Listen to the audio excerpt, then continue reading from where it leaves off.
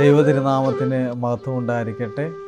പ്രഭാതത്തിൽ നാം കേൾക്കുന്ന വചന പുലരിയിലേക്ക് എന്നും ജീവിക്കുന്നവനായ യേശു ക്രിസ്തുവിൻ്റെ ധന്യനാമത്തിൽ മുന്നമേ സ്നേഹവന്ദനം നിങ്ങളെ അറിയിക്കുക. പ്രിയമുള്ളവർ, എൻ്റെയൊക്കെ ചെറുപ്പകാലത്ത്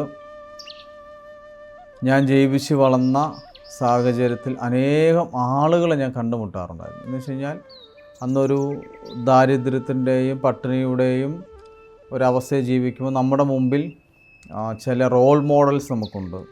എന്ന് വെച്ചാൽ നമ്മൾ ഇവരെ പോലെ ആയിത്തീരണം, നമുക്ക് ഇതിലെത്തിച്ചേരണം.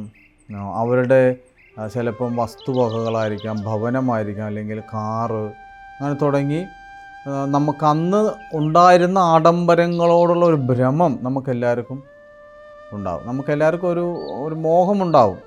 ഇപ്പം ഞങ്ങൾക്ക് ചെറുപ്പത്തിൽ അങ്ങനെയായിരുന്നു. കാറ് വാങ്ങിക്കണം, നല്ല വസ്ത്രം ധരിക്കണം, നല്ല ഭക്ഷണം കഴിക്കണം, ഒരു വീടുണ്ടാവണം. ഇങ്ങനെ കുറേ കണ്ട് നമ്മൾ ചില ആളുകളൊക്കെ ഇങ്ങനെ കൊണ്ടു നടക്കുമ്പോൾ, പക്ഷേ കാലഘട്ടം കഴിഞ്ഞു, വർഷങ്ങൾ പിന്നിട്ട് ഇപ്പോൾ തിരിഞ്ഞു നോക്കുമ്പോൾ അന്ന് ഞാൻ കണ്ട പലരും ഇന്നില്ല.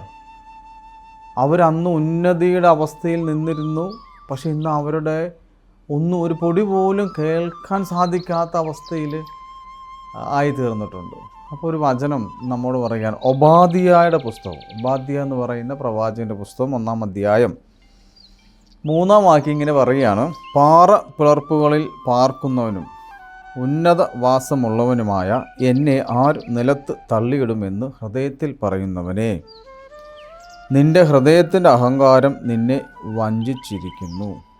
നീ കഴുകനെ പോലെ ഉയർന്നാലും നക്ഷത്രങ്ങളിടയിൽ കൂടുവച്ചാൽ അവിടെ നിന്ന് ഞാൻ നിന്നെ ഇറക്കുമെന്ന് കർത്താവിൻ്റെ അരുളപ്പാട്.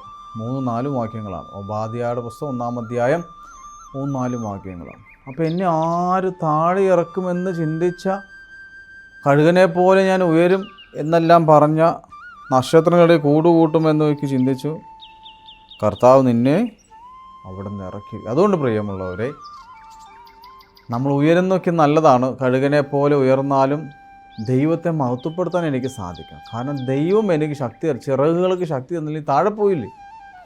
അപ്പം നീ എത്ര വേണേൽ ഉയരാൻ നമുക്ക് സാധ്യതയുണ്ട്.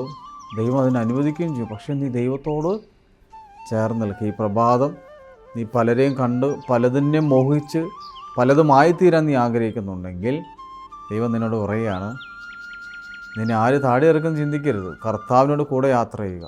തക്ക സമയത്ത് നിന്നെ ദൈവം ഉയർത്തിക്കൊള്ളും. അതുകൊണ്ട് പ്രിയമുള്ളവർ, ഈ പ്രഭാതം നമ്മുടെ ആഗ്രഹങ്ങളും നമ്മുടെ ഇഷ്ടങ്ങളും നമ്മുടെ താല്പര്യങ്ങളെല്ലാം സാധിച്ചു തരുവാൻ ദൈവം നിങ്ങളുടെ കൂടെ ഉണ്ടായിരിക്കട്ടെ. ഈ പ്രഭാതം അതിന് സാധ്യമായി തീരട്ടെ എന്ന് പ്രാർത്ഥിക്കുന്നു. ആയത് പിതാവിൻ്റെയും പുത്രൻ്റെയും പരിശുദ്ധ റൂഹായുടെ നാമത്തിൽ തന്നെ. ആമീൻ.